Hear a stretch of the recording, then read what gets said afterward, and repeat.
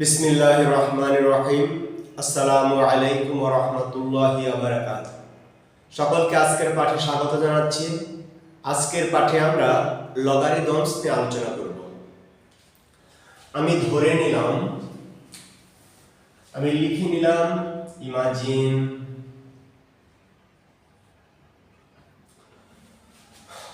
log base a power m is equal to x এবং log base a power n is equal to y। এখন যদি আমি log কে প্রত্যাহার করে নেই তাহলে মান সূচক হবে এবং সূচক মানে পরিবর্তন হবে। তাহলে আমি লিখতে পারি a power x is equal to m এবং a power y is equal to n। এখন যদি আমি m কে n দ্বারা ডিভাইড করি তাহলে পাবো a power x divide a power y। যদি আমি তাকে সরলীকরণ করি তাহলে a power x minus y, কারণ আমরা জানি ভাগের সময় সূচকের বিয়োগ হয় যদি তার ভিত্তি একই থাকে।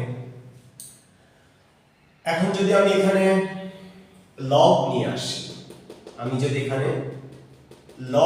আসি, তাহলে কি পাই? log base a, তাহলে এই যে সূচক আছে সে মানে পরিবর্তন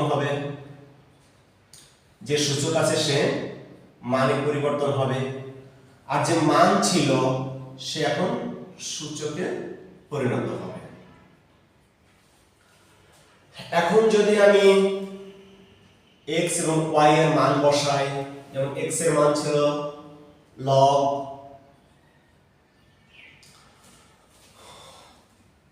base a power m minus y এর মান ছিল log base a power n।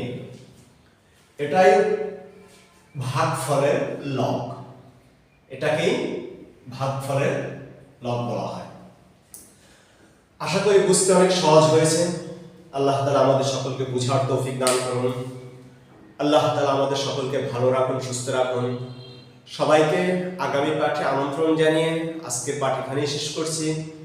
আসসালামু আলাইকুম ওয়া রাহমাতুল্লাহি ওয়া বারাকাতুহু।